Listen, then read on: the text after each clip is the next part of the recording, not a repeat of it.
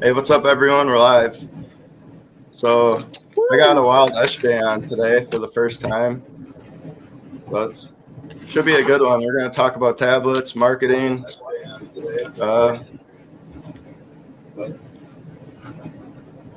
Yeah. So tablets, marketing. I'm excited. This is actually really fun for me because when I started streaming, I did a lot of solo streams, and then there's a handful of people that were like, I was their first stream channel. Like they were my first the first time they streamed was on my channel. So like Georgia Carrera, she was the first time she ever streamed. She was a guest on my channel. KDP, the first time she ever streamed was on my channel. Oh, so wow. I feel honored to be your first guest. So oh, that's nice. Well, I am using the mic you gave me too, so that's. I love that. Yeah, I was trying to remember. It was a while back, at least a year, right? Like maybe a year and a half ago. Yep. And I think you just said you were going to start streaming, and I think you must have mentioned that you were like trying to save up for equipment or something, because I don't think I would have just sent it like, oh, you're going to start streaming, you know, like you must have said something for me to be like, oh, I should pay it forward, because that mic was bought for me when I started streaming.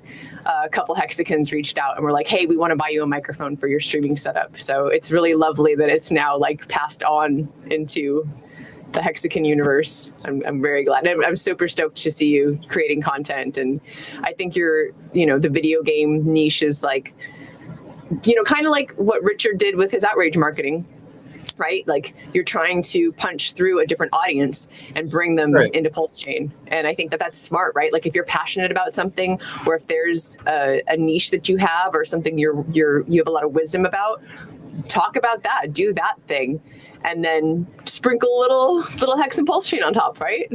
Right. Well, the whole concept, the idea was, because I think the tablet strategy or the marketing, I think it's brilliant. I don't know why it gets so much hate. I honestly don't know. I think creating brand awareness before like sentiment flips, if we get to that point, I think it's a part of what needs to happen. So like Richard always said, people have to know we exist.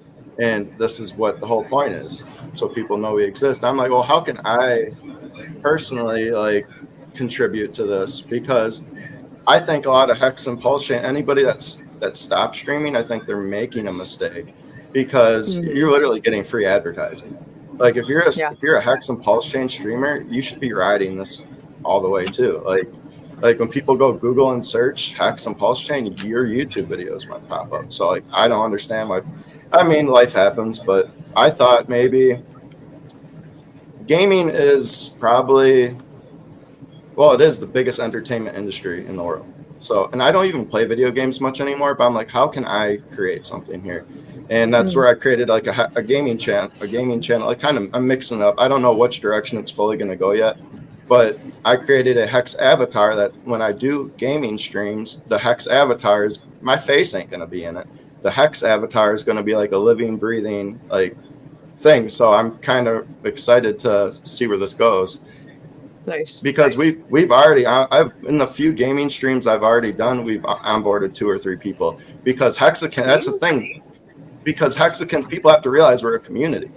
So if you don't, or if you have something you enjoy doing, you can use the Hex community to kind of fuse things together, I believe. And because I had Hexicans show up to some of my gaming streams, which is really hard to break through. Like people, like I was just doing research, and like I was just browsing other gamers that were doing live streams, and it was like 0 views. And like right away I'm getting 5 to 10 live people. So, and that brought other people that don't even know what Hex is. They're coming into my live streams and they're interacting with Hexicans. So I thought that was a pretty cool idea. So we're going to see where it goes. But how's the tablet thing going? Didn't you? It's going. Didn't you guys mention that Amazon is going to be? Yeah. You're going to be doing the Amazon thing. Can you tell us a little bit about that? So it's been a struggle. It's been a little bit of a struggle because the Amazon powers that be had to have a bunch of like paperwork done. So because the tablets have a small battery in the back of them, and because they're technically a child's toy, I don't know if it was something we did when we set up the categories or how we got into this kerfuffle, but we started this trail of trying to get onto Amazon like almost 4 months ago, probably. I was like trying to get our product on Amazon and listed. It was listed for like a couple days, and then they were like, oh, no, you have to send us all of these papers from the manufacturer about the battery. And then we sent that in, and then like a few weeks later, they flagged it because it's a child's toy. We had to send them some other paperwork. So it was just a lot of red tape for a hot minute. And as far as I know right now, the holdup is on our end. We are waiting for our printer to come back from getting worked on. It had a slight malfunction in it, and it's like a super fancy, like specialty label, reel-to-reel printer, and we have to print because the Amazon has their own like limitations and qualifications for the labels, right? So we have to put a warning label on every single tablet. In fact, let me show you. Here we go. So this is technically where we at. This one? Will it focus? Let's see. Wait, that's the wrong one. Is it? Oh no, sorry. Oh, it's okay. Will it focus? No focus? I'll I'll hold it like this. That's fine. That's good. So, so basically every single tablet has to have this warning label on it because of the battery that's inside. And then the individual tablets all have to have their QR codes. But then we're also going to sell them in 12 packs and 24 packs. It's a whole thing. It's a whole deal. So when the printer comes back, we'll be creating all of these labels. We're going to put a palette together of each set of inventory. So like a box of individual tablets, a box of sets of 12, a box of sets of 24, and then a full box. And there's magnetized and unmagnetized versions of it. Right. So as soon as that gets shipped to Amazon, we'll really find out like, okay, here's our inventory. Can we do we get to, it's a learning process. Like, everything's been a huge learning curve in terms of how this has started and where it's at now and where it's going. Every piece of the process is something I've never done before or seen before. And like our entire, group here that's working on this is all brand new. And it's exciting because it's, I know deep down in my heart that, like you said earlier, the brand awareness is a huge part of it. The other part of it is that we want to be able to have better control over tracking in terms of onboarding, because that's really that's the end goal, right? Is we want people to be PulseChain holders. So that's another step in, like, that's our next step in the process is, okay, how do we make it so that these tablets have value and we're able to track who's onboarding who, and did this tablet onboard someone? Like, how does that happen? So that's actually, we have a master plan we're working on right now to get that part going as well. So it's always been multifaceted, right? And then on top of that, we're kind of slowing down on this piece of it, but we've been sending out just a free box or a free palette to certain community members to just, kind of like get them out there and see what the community is going to do with them. See how many people get onboarded through the community's efforts, and, what does that look like? And, is there anyone out there that is inspiring us to do something additional, right, with what we've got? So, so yeah, that's a long-winded answer to what's up with Amazon, basically. Oh yeah, I think that's going to be cool to watch that unfold and see how it happens. And because I think, where I want to come into the next question is, so if we're putting these tablets on Amazon, what's going to be like in the description? What are we going to say as far as like, because we're going to be selling them? Are you going to say something in terms of like pitching crypto, or are you just trying to sell the tablets so people could buy it? Or so it, you know what, I don't think there's any crypto pitch in it because I'm nearly certain that's kind of like against the rules of Amazon. Right. So yeah, it's really just like, hey, here's this crypto branded tablet, and it's more for the hope that we sell, like these get sold on Amazon, and the hope isn't like, we're not trying to make money here. We're trying to see if it can cause virality, right? Like Right. if we can get enough people to buy a tablet on Amazon, and then all of a sudden this crypto branded tablet becomes the front page item on Amazon for this, category of thing, then obviously that's going to get more eyes on the chain. And that's the whole point, is getting more eyes on our brand and getting more eyes on these products, and hopefully getting people into this versus into all the other trash that's out there. Right. There is a lot of trash out there, and I got a lot of respect for all you guys that have been making content for so long, because in the brief month that I've been doing this, I've had a lot of engagement. And oh my God, the troll! Like I actually had to block a few people today for the first time. Like, what are these people doing? Like, there's some sour apples. Yeah, and there are, and it's like, it's on one hand, I understand it because people had expectations, but on the same side of the coin, like I don't understand it, because why would you have expectations? Like I empathize because I understand how. Well, I can understand how euphoria would just make everyone want to go all in with everything, right? But on the other hand, like I feel like even at peak euphoria, which is when I came into the community, everything was peak euphoria. And even at that point in time, somehow through the community, it was instilled in me that you don't put in more than you can lose, that this is a total gamble and it can all go to zero. So for me, I knew that. I put in what I put in near the top without a blink of an eye, like with the intent, not the intent, but with the mindset, with the mind framing that this is money that poof, it's gone. In my mind, it was already gone. I was like, this could go to zero, and this isn't going to affect my day to day. It's not going to affect my lifestyle.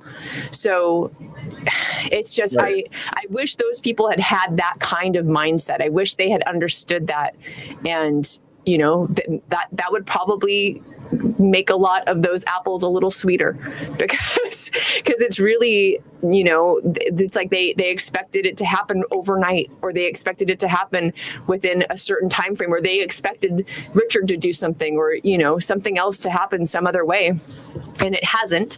And like it's no one's fault but your own. You press those buttons, you put that money in. So go ahead. Oh, sorry. It all comes down to personal responsibility at the end of the day. Because look, I've made mistakes at times where I've probably put too much in. But then I'm like, okay, we probably should dial it back a little bit. So it's all about, it's a learning experience. So nothing, like, I don't understand the whole point of people bitching on, excuse my language, on X constantly. Yeah. About their bags. They're like, just constant trolling. That doesn't help anything. It's not like, we're trying to push a product here, and we have to fight people in our own community now, or I would think they were in our community. I don't know where these accounts, they just pop out of nowhere with like low followers, and like last month or two or last year when they created their accounts. But best is just hit the block button on these people. Yeah. So for sure. If you can't hold through this and like just either like go away and do something else, or encourage the people that are doing positive things, then you don't, in my opinion, those people a lot of reason I block these people is because I don't want, this sounds bad the way I'm going to say this, but they don't deserve to celebrate with me. Like, I don't want all of a sudden these people who were, crying and doing the whole, like, calling other people out and doing nothing but being negative. Like, I don't want that in my circle of celebration when we do win. Like, in my opinion, like, you detracted from the mission.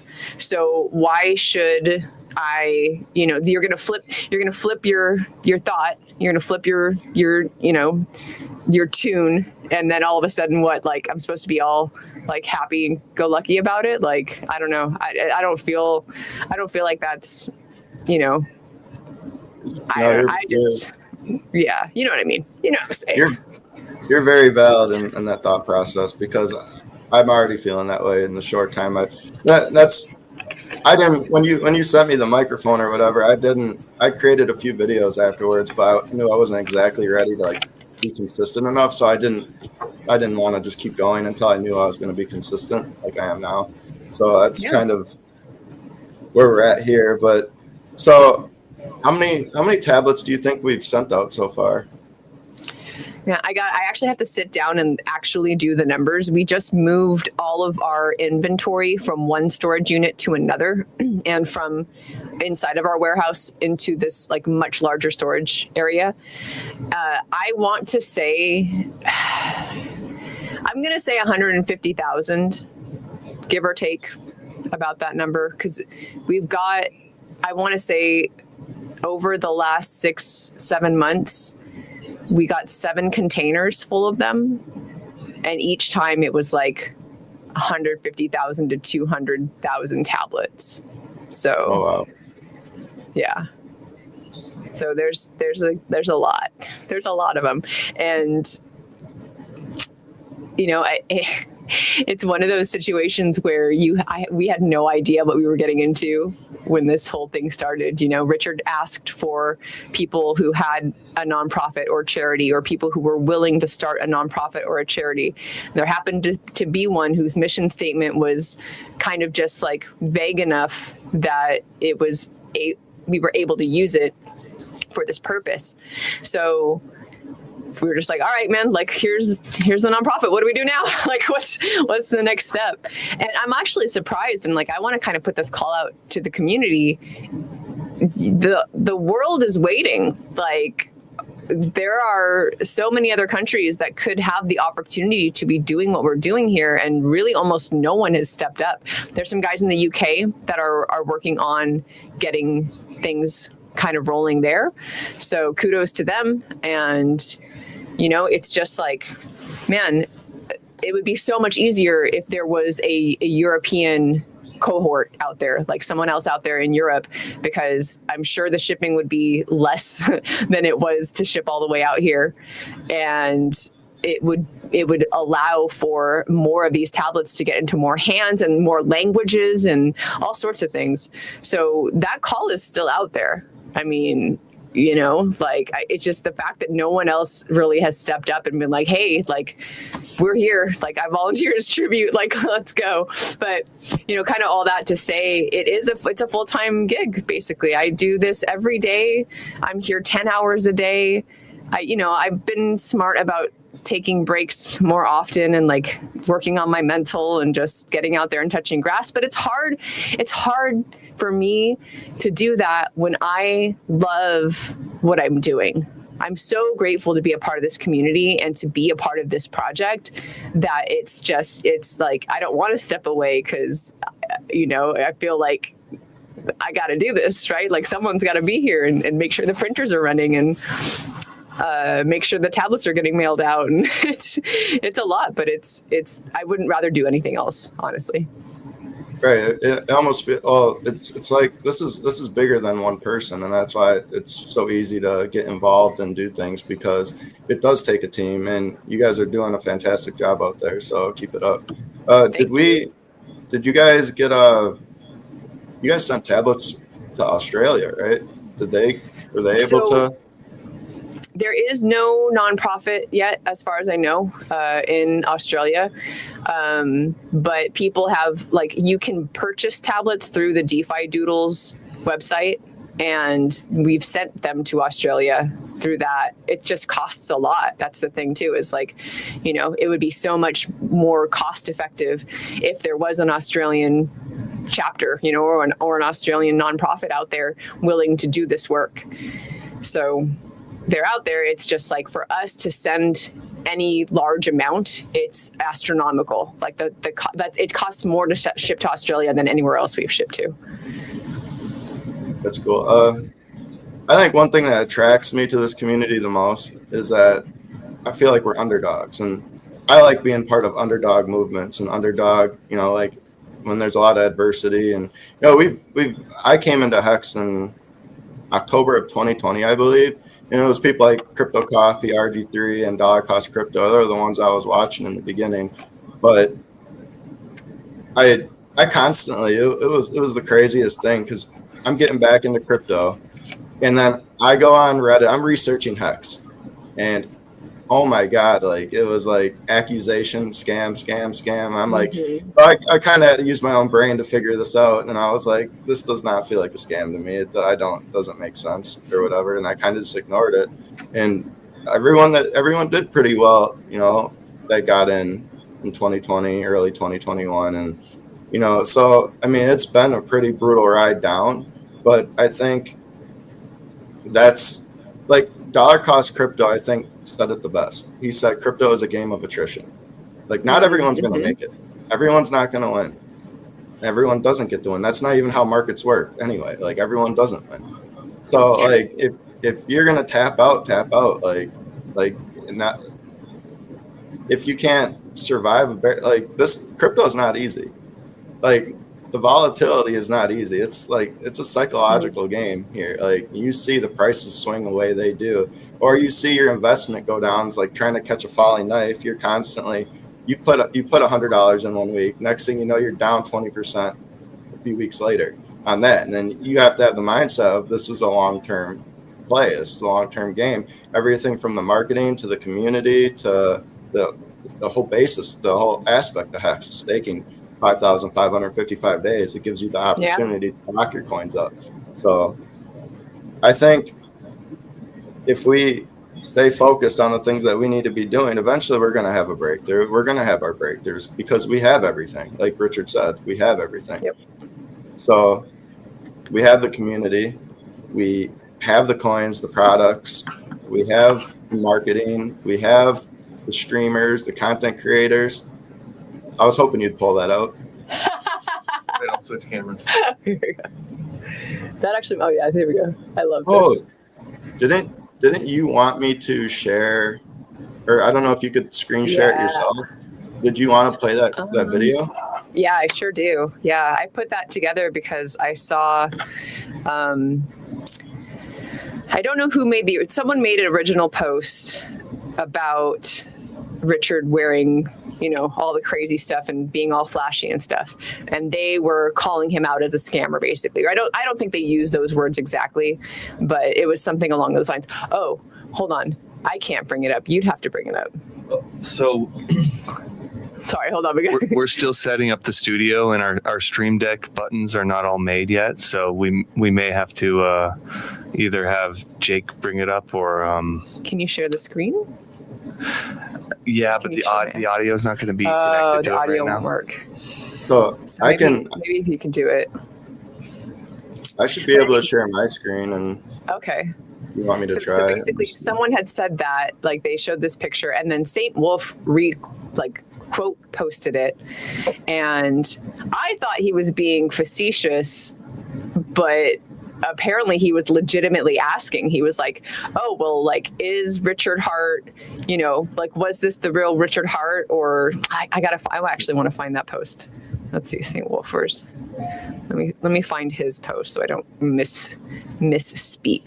Shout out to him, by the way. St. Wolf's he's been putting in the work too. Oh shoot, what's his handle?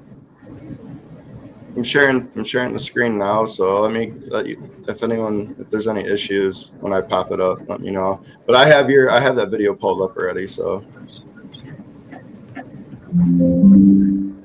So yeah, it was basically just a reply to him, you know, kind of like wondering, like, oh, like, you know, was Richard just, you know, this obnoxious, flashy dude, you know, or was he playing a character? And it turns out he was legitimately asking. And I was like, how can you, you know, like, how do you not know that Richard did this and like spoke multiple times about how ridiculous it was to him? Like, I didn't watch, you know, I got in late in terms of all this, and I didn't watch a lot of Richard's content. I didn't know who he was for this first 6 months I was in Hex. And even I could tell, or I knew, and maybe part of it is because I read SciVive and I know SciVive so well, but I at least heard him mention once how he felt like this was something he was just doing as an act to get more followers. So what I ended up doing is I went to hexsearch.io, and that's an awesome tool where you basically they've cataloged every single video that Richard's ever done, and they put you can search any keyword and it'll bring up every single time he said that word. So I just put in the word clown, and then I organized it from the most recent video to the most, you know, the like past, and I just started clicking on it and I put them together. I was like, hey, like here it is over and over and over again. He's trying to make this point. So that's where this video came from. So let's go ahead and see if you play, if we can hear it. Okay, you guys see the screen now? Okay. In this world, it's not a meritocracy. You don't get credit for what you should, and so you just got to play. Did you guys hear that? Yeah, we can hear it. Yeah, and Okay. apologies, the first 10 seconds of my captions are a little messed up, but okay, I'll make the screen bigger for you. In this world, it's not a meritocracy. You don't get credit for what you should, and so you just got to play the. And you guys want me to dress like a fucking clown and flex and eat overpriced stuff? Fine, I'll do that for a greater goal. Right? Maximum yelling. Like, you can't yell any louder. I dress like a clown to get people to listen. I had to go back to my oldest YouTube videos. They're self-help videos trying to teach you how to have a better life. So if I can get more followers, I can influence more people to do what is healthy for them. And if what gets me more followers is bragging and having the world's most expensive things and showing them off and being funny or outrageous or twerking for the camera, if that's what it takes, I have to dress like a clown to get an audience to make the world a better place. That's what I'm going to do.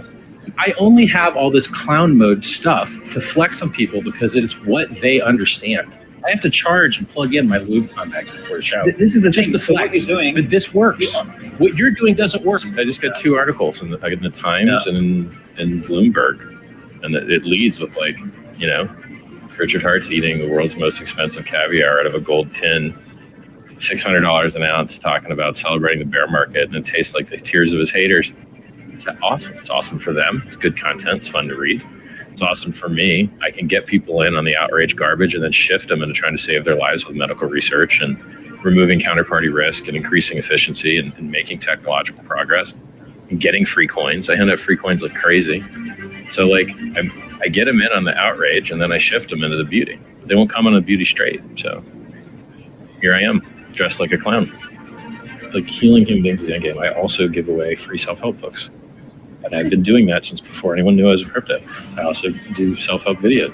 When you get over the hubris and the bragging, because bragging is all that people appear to respond to, if being humble worked better, oh my God, I would be humble. Like, but it doesn't. So I have to come out here and dress like a clown constantly, wearing 2 watches. This one's 750,000. This one's 600,000. Why? So people like me more. Fine. That's what you guys want. That's what you get. Or if you're not going to like me, hate me, and at least actively hate me so the AI sees engagement and shows my stuff to more people. Because the AI doesn't care whether you get positive or negative engagement. It just sees engagement. So back to free speech. You can use martial arts to save people, or you can use martial arts to harm people. And you could use powerful marketing techniques. I dress like a clown because it's effective. I don't dress like a clown because I particularly just love advertising other people's brands over my own. I'm leeching other brands that have already spent hundreds of years developing brand loyalty to pivot their customers into things that could save their lives. I have a lot of full monogram sets. And I wish I had this stuff in Hex instead so that I could just rep like, one day, man,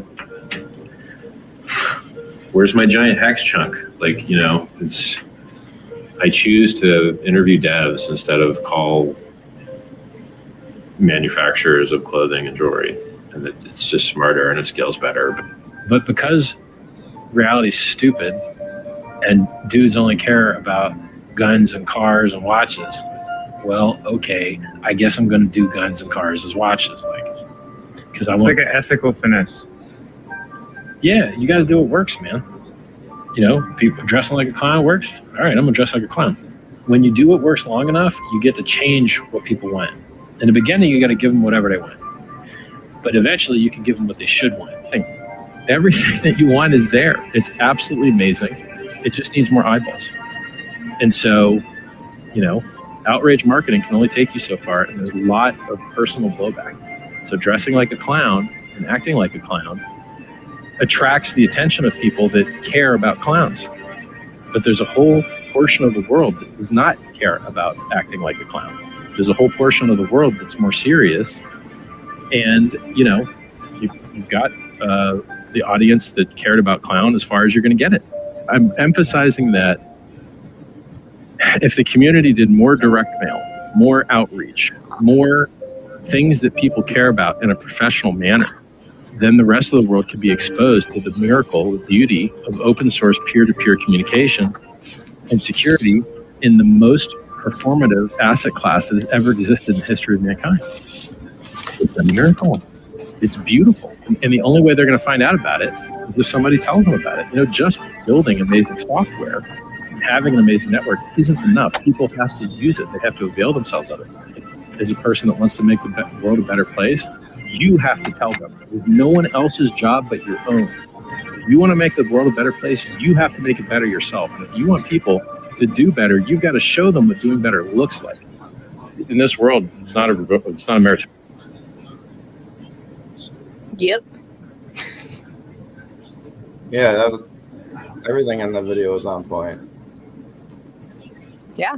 You know, and it's to me, that's who Richard is. That's a huge, you know, window into the kind of man that wants to see his community win. And that's a whole other, you know, I could, if I had more time and energy to do things like that, I would, because there are so many different streams that he's done, so many different things that he said. And just like this, I mean, this is a perfect example. Over and over and over again, he's said these things, but people forget. People forget so easily.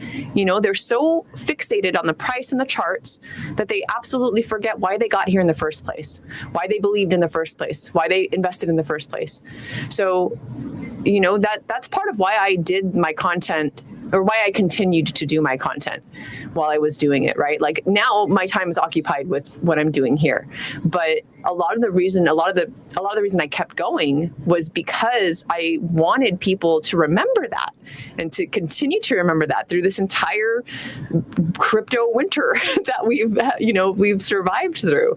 You know, it's just, I'm very fortunate that I have a positive outlook, period. Like that's just my temperament. I'm just that way. So if there's anything I can do to remind people, to uplift people, to encourage people, right? Like that is what I wanted my content to do, which is why I did a lot of SciVive content, because that uplifted me. Like SciVive really was what kind of just drew me in. My cat.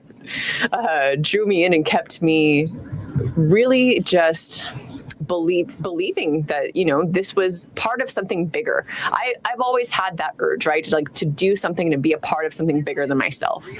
And I feel like I've found so much purpose and so much just, you know, like I feel like I've found my home here in terms of what I want to do with my time and energy.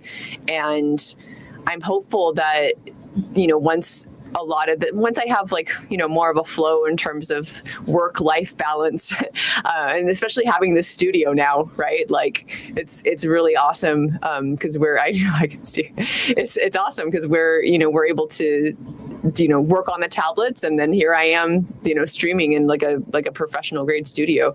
So it's really exciting to think about what the future holds. And I wish I could just like scoop my positivity and sprinkle it on everyone, because there really is so much to still look forward to. And I just wish I could do that to the world. I really think people underestimate like what has all happened in the last few years. Like, I don't think people really realize like how big the SEC coming after us was, like, and then Interpol, like, and at the same time you're trying to launch these. Well, I'm sure Richard was dealing with the SEC before PulseChain launched. I'm sure he was already aware of it. So I'm like, there's so much that goes into overcoming all these things that people, like you said, people just want to look at the price chart. I'm like, you guys got to be a little more patient. You got to be a little more forgiving. Like, I think the fact that we even beat the SEC, like, I don't even think that gets talked about enough. No, it doesn't. It really doesn't. Especially in the greater crypto sphere. Like, we're ignored. It's like everything we do gets ignored, and I think that's what makes a lot of us work harder, though, too. Because I'm like, that breakthrough, once it happens, I feel like there's like a snowball building, and once it gets rolling, it's going to be hard to like stop it. Because, I mean, Hex itself is built in marketing. I mean, you got someone locking up for 10, 15 years, they're going to talk about it for 10 or 15 years. Like, absolutely. There's so many things that are genius about our ecosystem and the coins we have available to us. We do literally have the best products in all of crypto. Like, 100%. Like, I look around, like, I'm a big economics person, so I'm a nerd. I like to read economics. I like to learn about money, and I got into one of the things that got me into crypto, because I was a big Ron Paul supporter back in 2011, 12, and they were talking about ending the Fed. I wanted to put my money somewhere where it wasn't constantly devalued. And I think Richard created some of the best products for us to put our money. Just because the price hasn't reflected all the work we've done yet, doesn't mean it's not going to eventually. Exactly. Like, picking your ball up and going home is not the answer right now. So I think, like you said, I think we have a lot to look forward to.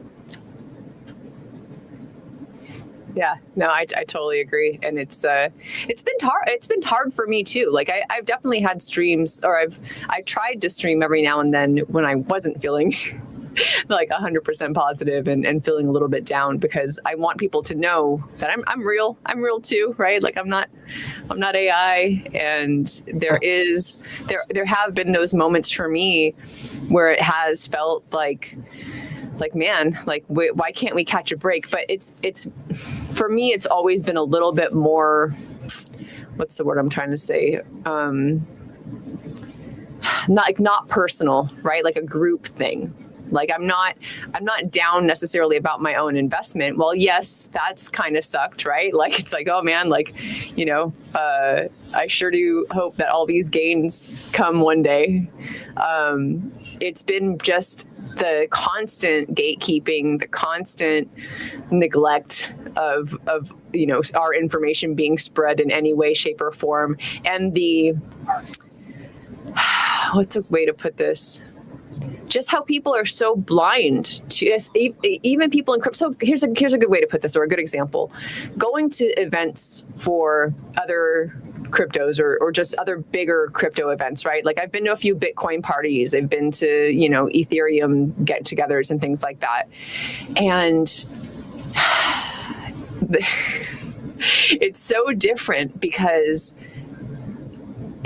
like, the difference between our community and those communities is that we care so much about what crypto is, like what true DeFi is.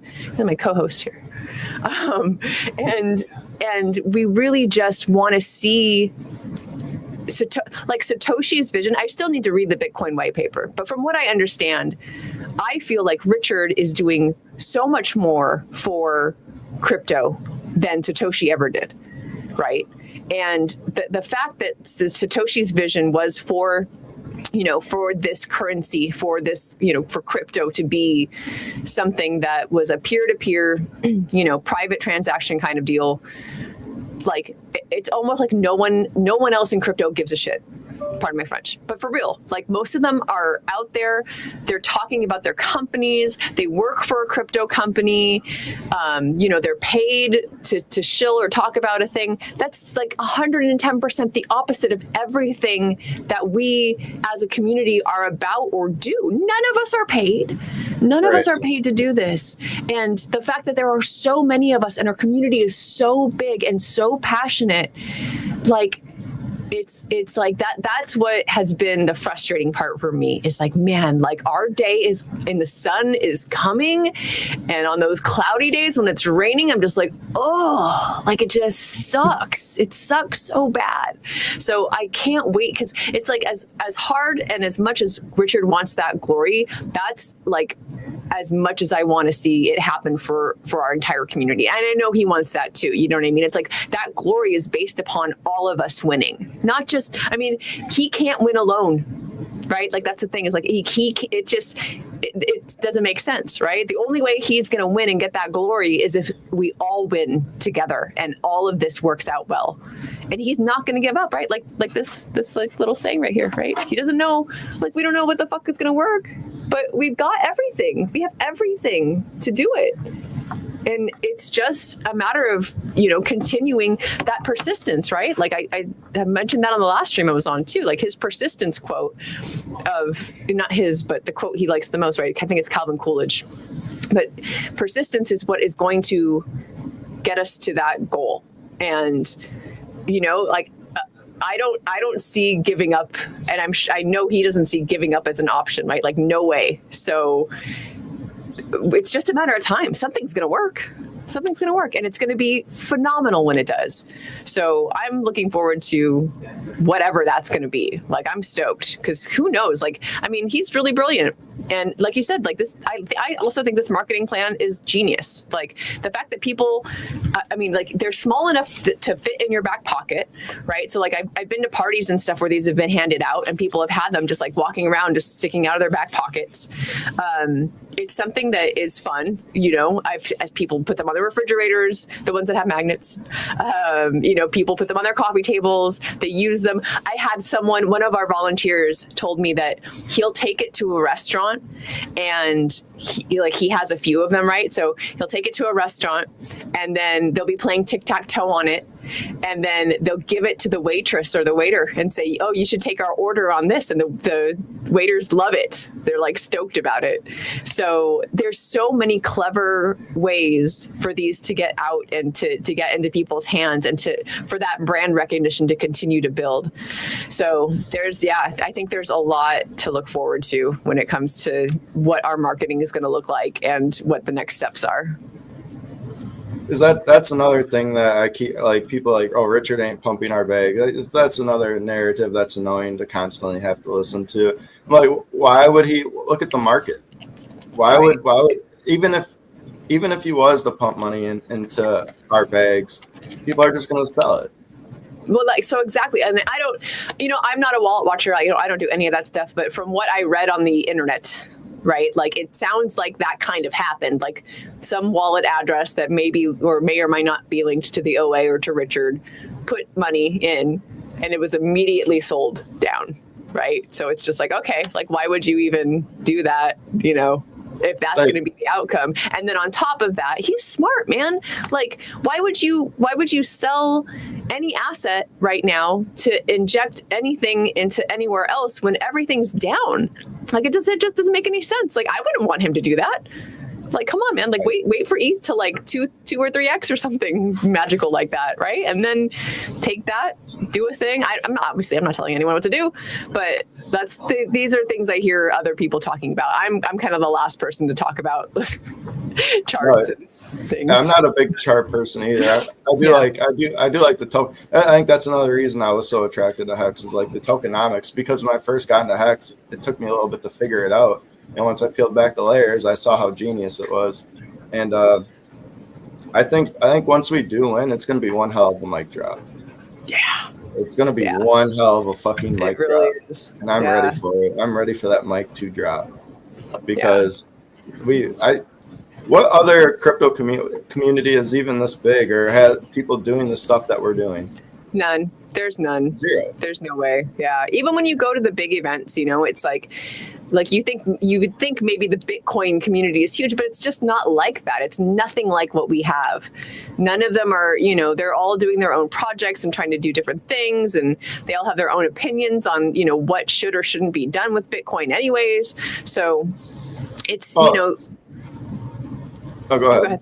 I was gonna say the engagement, like this. I think her name's. I hope I don't mess it. I think it's Jana.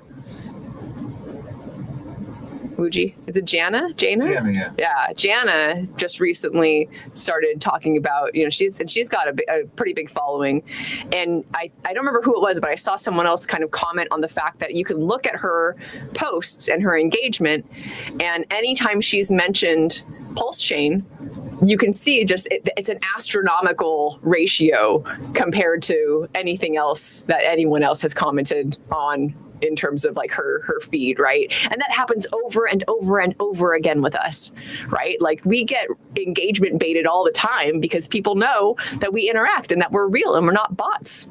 Right. So, dude, people are already. I made a post about a Hex price prediction like a year or two ago or whatever, and somehow Eric Wall found it like a month or two ago, and he commented on it, and someone replied to it. He's like, "Do not bet him." don't bet. I'm like, don't make bets. I've seen how these bets went. Yeah, I'm good. I'll go wait it out. But I think I'm curious on when ProveX is launching. I don't know. We haven't really talked about ProveX yet, too. I know he released the beta or whatever, the beta, and I haven't personally tried it yet. I don't know if any of you guys have played around with it yet, but it does seem like it seems like it's pretty cool. Yeah, from what I hear. Yeah, it sounds awesome. Like I've seen people, just chatting about it and talking about how they're using like Venmo to buy PulseChain assets. Like what? Yeah, you can use Cash App or like, so many different options. So I mean, awesome.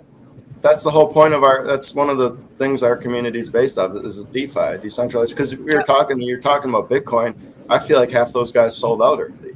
And anytime I've talked to even people in my personal life or like coworkers or anybody else that will mention Bitcoin, like a lot of these people are in all this for the wrong reasons. It seems like this is a lot bigger than just making money too. At the same time, that's why we're all here. But like at the same time, this is how we take down the bank system, the Federal Reserve. Like this is how we can create a decentralized network where we don't need them anymore.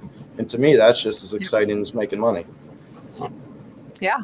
Yeah, and again, that's a huge reason why I got into Hex in this community is because of the meaning behind it, right? Because of the movement behind it. Like the fact that we sacrifice, and it didn't really hit me at the time of the sacrifices, but sacrificing for freedom of speech and freedom of movement, and seeing how over these years, especially, that has been just. You can't say or do. So perfect example. Whether or not this is freedom of speech, this is not 100%, but like we were testing things out in the studio on TikTok last night, and they were smoking cigars, and the stream got ghost rugged basically because of that. But it's the same thing with words, right? Like you can't say certain things on certain channels or you'll get pulled. And that's just like, why? Like, why can't I speak my opinion and speak my voice? And, it's so much more than just crypto to me. And the fact that I feel very strongly, this is something I talk about a lot, is I feel that crypto is a stepping stone for Richard. And this is just like one notch to get him to and you can see that in the video, right? Like the pivot is into saving people's lives, into getting people to do healthier things, into getting people to live longer. So it's not just getting people to buy PulseChain or getting people to invest in these coins, right? Like he wants to pivot people into doing things that will help them. He wants people to do better for themselves and like literally wants to make the world a better place. And if part of that is making maybe a nation state called Hexaco somewhere, so be it. Like I am so for that. So I think this is just part of the plan. And if you look at that bigger picture and you keep that in mind and you open the scope to that, it makes it, to me, that's part of what makes it a lot easier for me to be here and to be a part of this community and to be so bullish all the time. Because I'm not just bullish on Hex and PulseChain, I'm bullish on what Richard has planned for the world and being a part of that and putting that out into the world and the universe. So yeah, I'm bullish on the community. I think that's one of the best things about this, of being in these is just interacting with the community. And you know, there's still a decent, especially you, like decent amount of positive people here yet. It makes it fun to actually pursue these things and not just. I couldn't imagine being a part of any other crypto community. Like, what do they even do? Like, I honestly, it doesn't make sense to me. Like, I see other crypto communities. Sometimes I look around a little bit and I'm like, this ain't for me. Like, I'm a Hexagon. I'm staying here. I'm going to make another 15-year stake in a week or two, so whatever. I'm going to post on Twitter so the haters can come tell me I'm stupid and retarded. Yeah, just block them. Block them all. It's such a waste of time and energy to be negative. Like it's so funny because dealing with people that like on Facebook, for instance, like they're all real names and like you know who you're talking to most of the time, and then you come on Twitter and it's like when people troll, it doesn't even really affect me, but I kind of laugh when people say things like, I don't even see your face, dude. Like it's weird. Like I've never dealt with trolls like on that type of level before, but at the same time, like I don't even know what they look like, and it's just someone with 20 followers that created their account a month ago, and so it's like it doesn't really bother me. It's almost amusing actually, to me anyway. It's sad to me because it's just like how, like what just like what a waste. Just what a waste of time and energy. You know, why not do something good? Like go build someone up. Like do something better. Right. I thought it was cool when I did one of my first gaming streams, and you know I had Hexicans in the chat. They're chatting. So what that's doing is pushing into the algorithm. So now people that aren't even associated with Hex at all, they're coming in my chat and they're talking. And I onboarded they download the Internet Money Wallet, and I had a few giveaways, and you got PulseChain. So like I've put out gaming shorts. I'm having people subscribe, and they're checking out some of my Hex content too. So people are kind of looking in my channel because I think there's a barrier on like reach. So I think if you could find other, I want to try to find stuff that's evergreen. So gaming's kind of evergreen to me. Like I put out shorts. Every gaming short I put out gets 1,000+ views, and they see the Hex logo. Yeah, they see the Hex logo. So to me, that's brand recognition. So when maybe they see Hex someday and be like, oh, where did I see that from before? Or you know, like it creates brand recognition. But I don't know how long you guys want to go. Is your guys' chat different than my chat because we're streaming from multiple platforms? If you should be able to see both chats in your StreamYard. So yes and no. Like if you're just looking at YouTube, it'll only be what's on your end. Okay, because I'm looking at StreamYard, so yeah, then you should be seeing both chats from what I remember. It's been a minute. Yeah. Well, this is my first time, and I thank you guys for being my first actual interview or collaboration on my channel anyway. Yeah, thank you for having me here. It's been great. Like Excited to be here. Proud of you for doing it. You know, like that's another super bullish thing to me, is that we're here. We've been here. We've been through all of this, and we still have more and more people wanting to create content, wanting to come on board and talk about it, wanting to, you know, learn more about it. Right? Like bullish. I mean, that's the thing, is when I started putting out content again, a lot of you guys, the thing that's fun for me is everyone retweets it. Like I could post a show. I make a crypto video. I think when I started on my channel again, I had 330 subscribers, and just over a month now, I'm at 540, like nice. Over 200. And then the fact that I could take some of these crypto videos, make them into shorts, and like almost everyone I post gets 100+ likes and dozens of retweets. And I think that's why I get trolls in my comments, because there is going out a little bit. But like the fact that we push each other so much and push each other's content so much, you even make somebody like me that's kind of on the smaller side, just starting out, it makes it fun because we see ourselves growing along with you guys. And that, I think that makes a world of a difference, honestly. Yeah, absolutely. I mean, if it wasn't for, you know, some people you'd met like RG3 and Crypto Coffee, DCC, Whale's Only One. Like, if it wasn't for those guys, I don't think I would start Streeteman. And they all at one point said something along the lines of, hey, we need you too. Like, you know, we can't do this. Like, I'm not going to attract the same audience that DCC is. Right? Like we're completely different in terms of our content, what we talk about, like all those things. So, you know, equally, there's someone out there that might be watching this right now, like, and might have the idea, like, oh, you know, like, oh, I could stream, but there's already so many streamers. No, like, we need you too. Come on board, like, come and do it.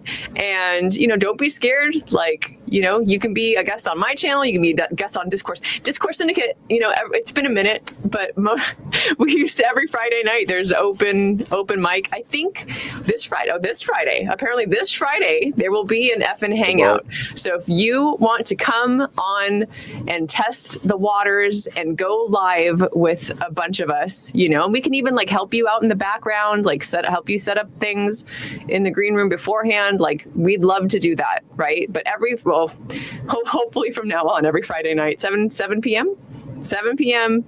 Pacific time, on Discourse Syndicate, we're going to do another effing hangout. It's been a minute, but I'm excited about that. So, yeah. Yeah, I've watched Discourse Syndicate plenty of times. I've never joined a stream before on there. Maybe I'll have to. Come on, yeah, come Friday. Yeah, it'll be fun. You guys used to have some pretty big amount of people. I don't know what the limit is or how many people are on stream at one time, but I think I've seen upwards of like 5 to 10 people.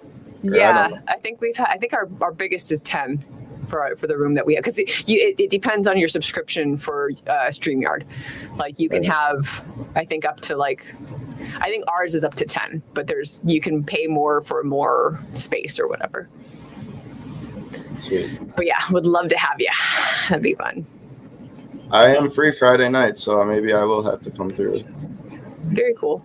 Yeah, I'm trying to see if there's any questions in the chat before we wrap up. Someone made a comment if I was going to plug my computer in time. I thought my computer had the charger plugged in, and the battery went out. Must have popped on the screen, and I had to put the charger in. I was like, oh, that would be horrible if the stream ended because my computer died. Just So, Orion, what would you like people to take away from everything we're doing with the marketing, and what are your final thoughts on where you think we're going with it? So I just remembered one other thing I wanted to bring up real quick, because I'm a part of it. Look up, if you haven't yet, look up Noob Decentral, NOOB DECENTRAL, Noob Decentral. There is a whole gang of characters going to El Salvador in April to pump your bags. We are going to El Salvador, which is the country that like Bitcoin is their currency, and we're participating in a 5-day scavenger hunt. And so far, it's myself, of course, the only girl, Josh Wu, Tiger Crypto God. I'm trying to get other girls to go. I sure hope someone else does. Dolo. Crypto Truth, possibly. And Tiger. I said Tiger, yeah. Shane Hart. And I might be missing someone, but I think that's it right now. And maybe, can I say it? Maybe Slimewell. Maybe Slimewell. Maybe. So it's a whole cast of characters, and it's going to be ridiculous. And we're looking, like, a lot of people are looking for sponsors. We're booking our tickets right now to fly out there. Eco Builder is the one who's putting this all together, and like he's paying for kind of like room and board for the whole group. And he's someone that I admire and I think is one of the most underrated Hexicans on the planet.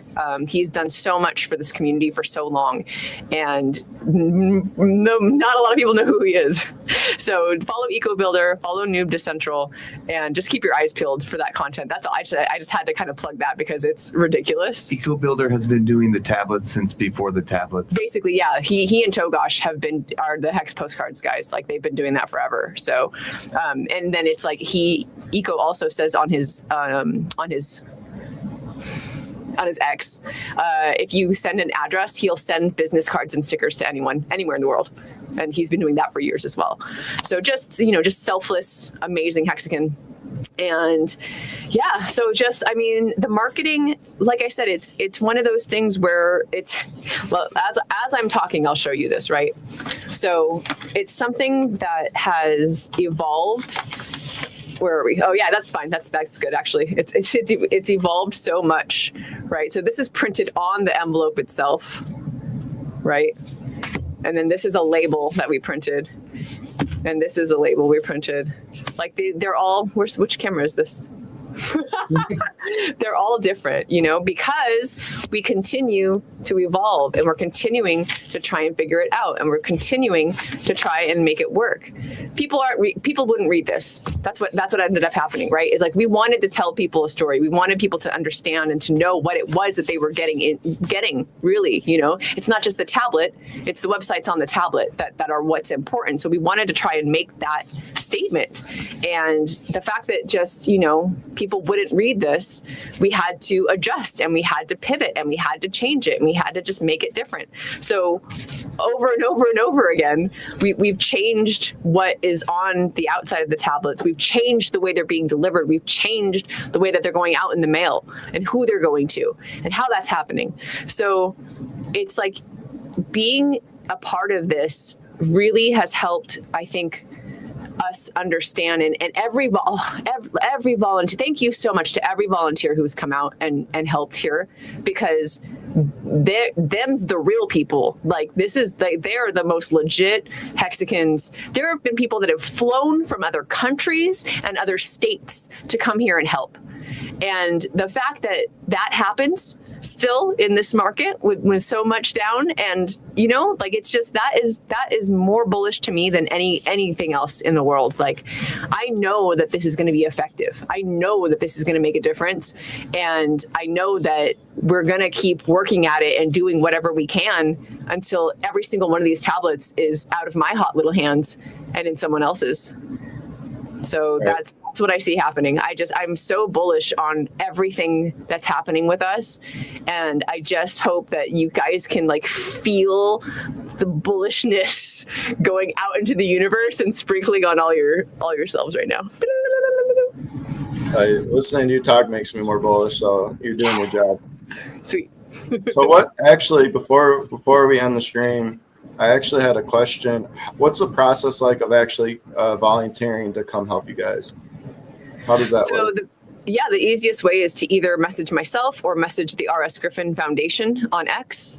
And there's a Telegram chat that we have for our volunteers. We have you sign a liability waiver, and that's about it. Like, and we also, depending on the situation, like we provide meals. That's not depending on the situation. That's if you come out, like, yeah, we will provide food for sure. Also, but depending on the situation, can provide a hotel if that's something that's going to like help you be out here for a little bit. And it also just depends on what's going on with us right now. Like I would say, you know, in about 2 weeks, we're probably going to need a lot of volunteers. We're going to need people out here putting labels on devices and getting them into boxes and shipping them to Amazon and shipping them a bunch of different places. So bring it. Come on down. A lot of excitement ahead. I'm bullish. Are you bullish? Yeah. Bullish. You see this? Bullish. I know it's not the most popular thing to be right now, but I can't help to be bullish. So I think I don't see very many questions in the chat. So we're probably going to wrap it up here. I want to thank you guys for letting me come on. You let me stream to a bigger audience, so I'm really appreciative of that. It's Yeah, real cool of of you course. guys. But And make sure you all sub to his channel. So next time you're watching him on his channel. make sure you follow A Wild SJ on X. I'm not too good at this yet. Don't worry, we'll get better. That works. But all right, guys, we're gonna end it, and I'll see you back in the green room. Yes, indeed. Bye, everybody.